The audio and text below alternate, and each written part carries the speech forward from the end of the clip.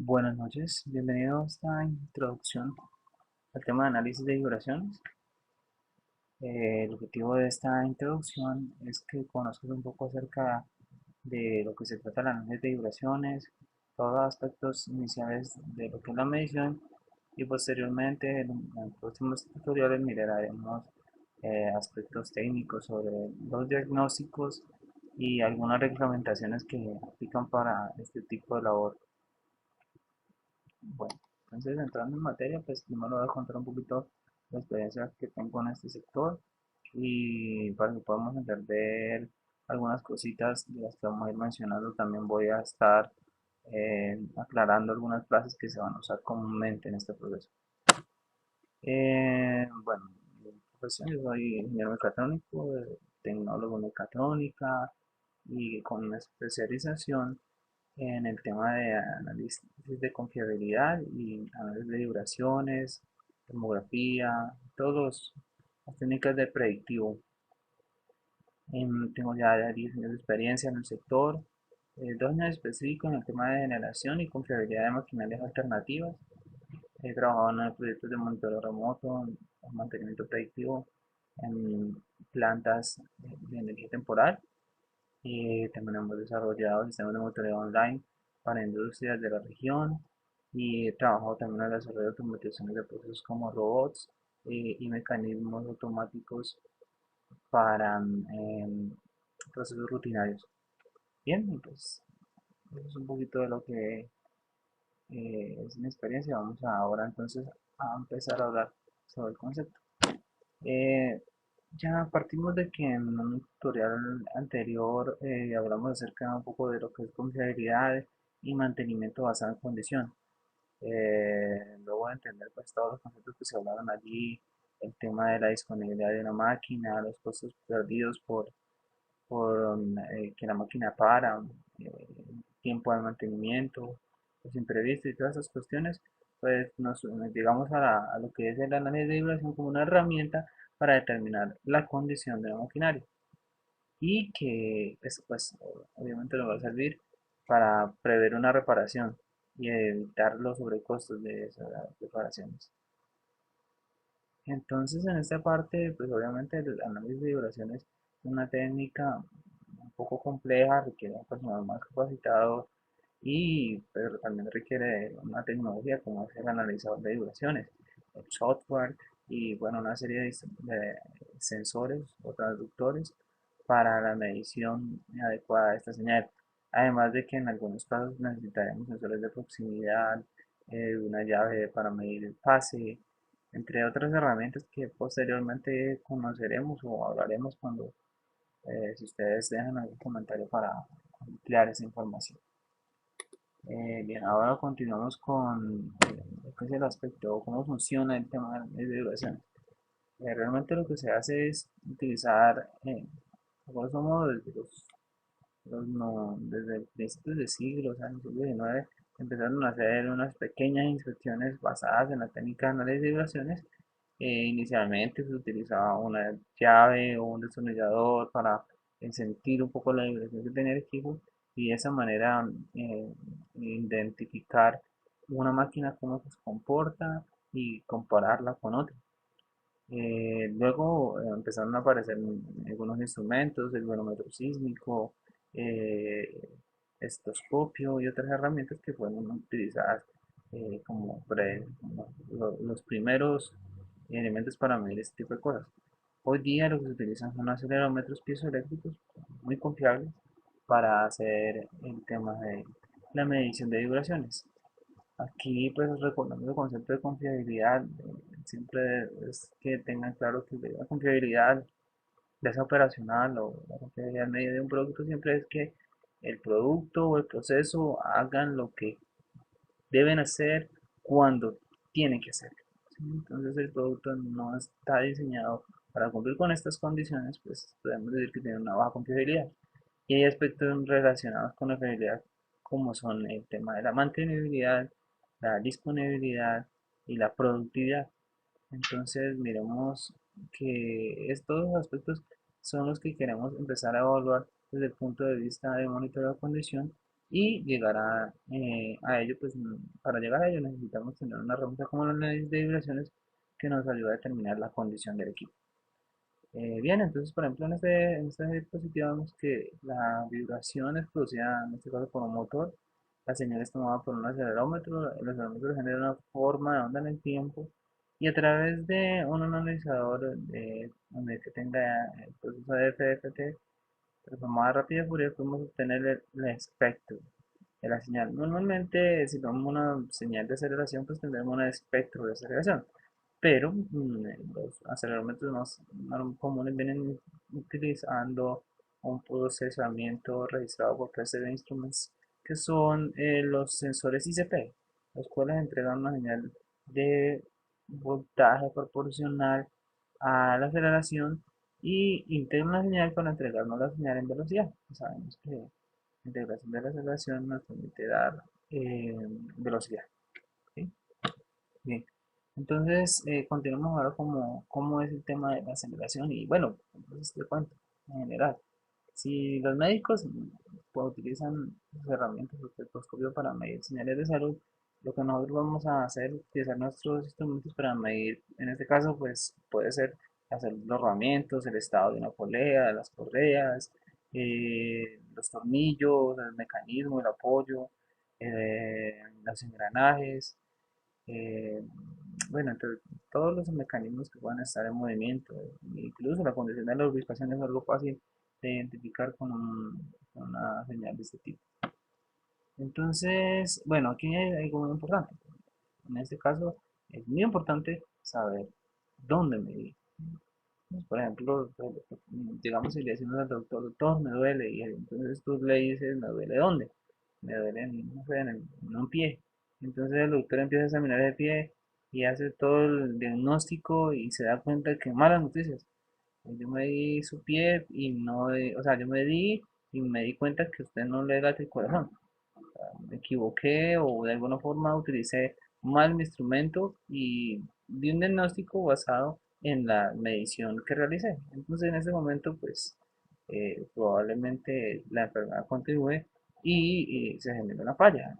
Nosotros lo que hacemos siempre es buscar o seguir unas reglas básicas para que las cosas no ocurran. Entonces revisemos un poquitico de qué se trata eso.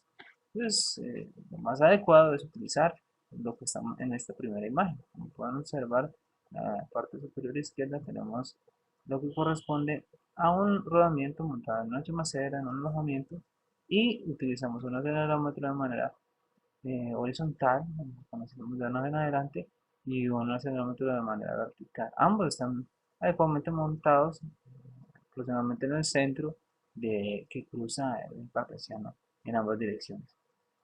Como ven en la siguiente imagen a la derecha, podemos notar que el acelerómetro en sentido horizontal no se encuentra en concordancia con el eje eh, de las coordenadas cartesianas. Entonces, pues el resultado de la medición no va a ser tan adecuado.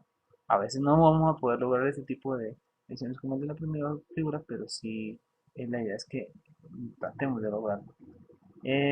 A veces nuestros equipos tienen, guardan equipos de protección, entonces es difícil que con una medición tomada sobre una carcasa podamos identificar una falla en una maquinaria porque esta carcasa va a inducir vibración que realmente no corresponde a la máquina y pues el resultado del diagnóstico no va a ser el adecuado.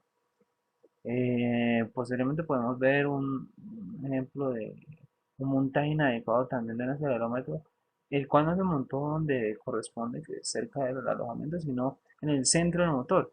Es difícil pues, detectar la falla en rodamiento cuando estamos midiendo sobre el estator en este caso. Probablemente si la falla lleva mucho tiempo o está bastante crítica, podemos detectarlo, pero la adecuada medición se hace en lo más cerca posible al apoyo. Tenemos que los montajes, por ejemplo, completamente planos son mucho más fáciles, pero a veces tendremos problemas para encontrar superficies planas. Entonces, pueden encontrar en el mercado lo que son bases ranuradas y curvas con las que se pueden adaptar a diferentes curvas para medir. Y también pues se puede notar que hay problemas cuando intentamos medir con un acelerómetro montado en base magnética sobre un equipo que no es ferromagnético, entonces el agarre mínimo no vamos a poder medir adecuadamente. Entonces, pues en ese caso tenemos varias opciones. Tenemos la posibilidad de instalar un sensor con un tornillo o prisionero ajustando el acelerómetro, y eso pues obviamente garantizará una buena medición. O si digamos esta condición es un poco difícil de estar atornillando y midiendo con el acelerómetro, entonces lo que hacemos es, por ejemplo, con masilla epóxica, fijar una arandela metálica ferromagnética sobre el punto que siempre vamos a manejar, y de esa manera podemos medir. Bueno, es totalmente nocivo para los acelerómetros el tema de someterlos a elevadas temperaturas.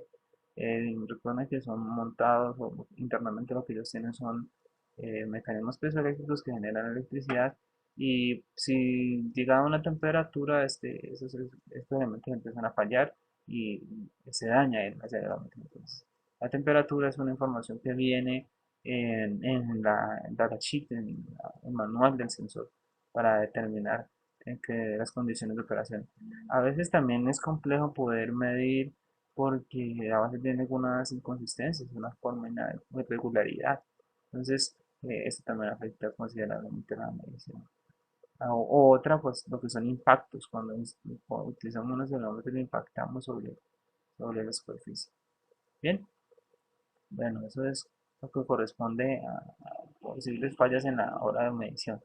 ¿Cómo está montado el acelerómetro? Básicamente, como les decía, es en sentido horizontal, en sentido vertical, podemos montar el acelerómetro. Conociéndose como el sentido horizontal, el que se encuentra, si vemos el eje radial, el que se encuentra a la 0 o a los 180 grados, ¿sí? Izquierda o derecha. Izquierda o derecha es horizontal. A veces podemos tomarlo a la izquierda, a veces podemos tomarlo a la derecha. Lo normal la recomendación entre tomar izquierda y derecha, eh, es tómelo donde se pueda montar bien el acelerómetro, y tómelo siempre en el mismo lugar para tener repetibilidad, trazabilidad sobre la información. Igual en la parte vertical, a veces podemos tomarlo de la parte de abajo, y a veces incluso es mucho mejor tomarlo por abajo, pero normalmente lo vamos a tener como en la parte superior. ¿Ok? Hay una medición conocida como la medición axial, muy importante para la determinación de problemas de alineación o problemas de juego en rodamientos. Entonces, para ese tipo de medición, lo que hacemos es colocar el acelerómetro en sentido axial al eje. Y no lo vamos a montar obviamente en el eje, lo vamos a montar en una sección paralela a los rodamientos, como se ven aquí. Estos son los rodamientos, la parte que están con X en la imagen, y de esa manera la podemos hacer. A veces, pues vamos a tener lo que se ve en la parte de abajo, que es una vertical mal tomada porque lo pusimos de manera inclinada. Eh, Preferiblemente siempre vamos a querer ponerlo completamente perpendicular a la superficie, pero habrá lugares donde no puede ser.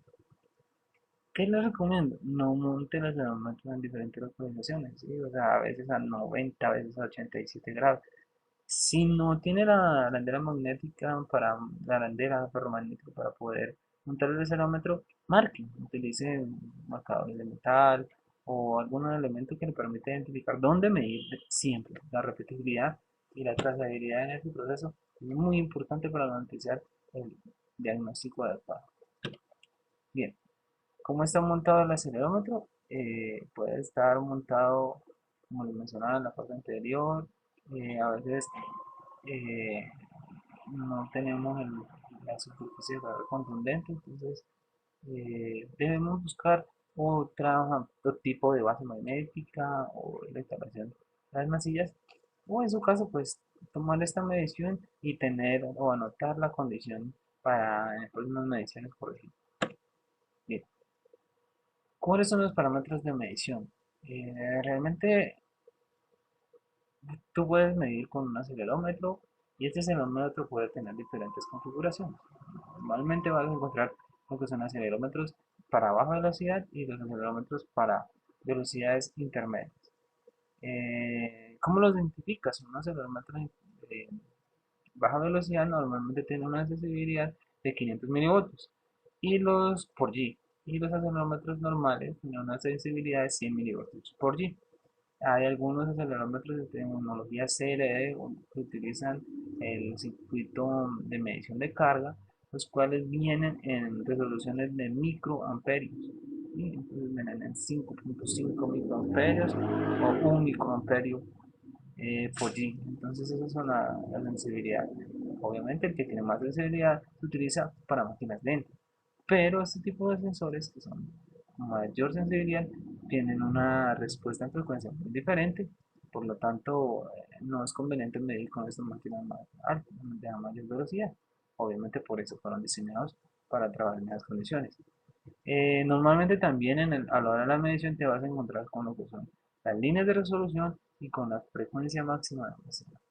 Hay un teorema que probablemente los ingenieros eléctricos, electrónicos, cualquiera relacionado con el tema de medición conoce, que es el teorema de Nyquist, el cual propone que debemos hacer siempre una medición con el doble de una frecuencia muestral que duplique la frecuencia máxima. Así garantizamos que vamos a tomar eh, la mayoría de los cambios de la señal. Sin embargo, pues a veces utilizamos un factor de 10 para tomar esa medición y pues podemos hacerlo de una manera adicional, pero esta va a superar esos 10, pero eso puede ser contraproducente para la toma de la medición, o sea, demorarla mucho más o puede que no sea productivo. Entonces es elegir un buen rango, un buen ancho de banda a la hora de tomar la medición. Eso pues ya lo realiza la persona que configura como tal la medición en el programa para análisis de ecuación. Bien, continuando pues con cómo es el proceso de recopilación de datos, básicamente lo que vamos a hacer es visitar el equipo, ¿sí? Eh, Podemos hacer un proceso free run, ¿sí?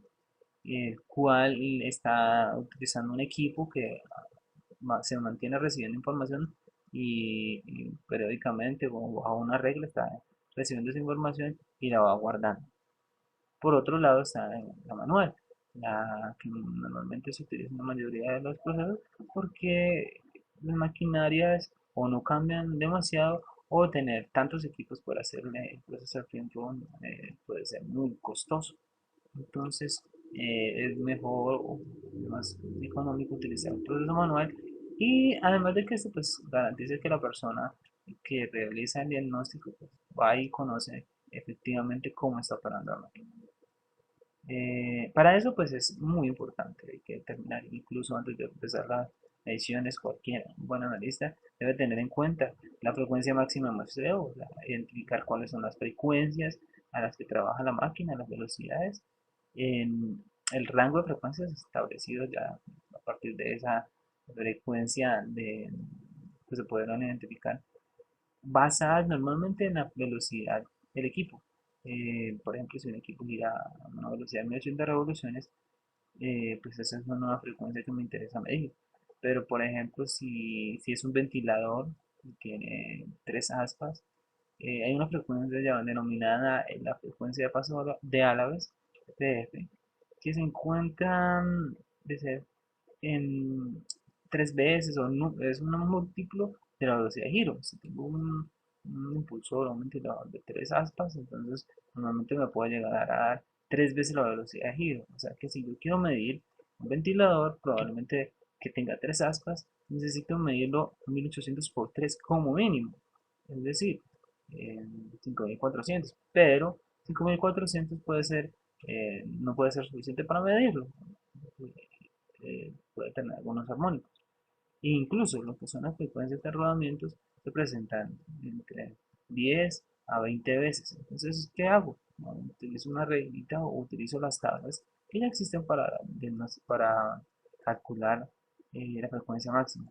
Normalmente para este tipo de equipos hablamos de 96.000 CPM cuando hay motor o sí, entre 96.000 y 120.000 CPM es suficiente para este tipo de equipos.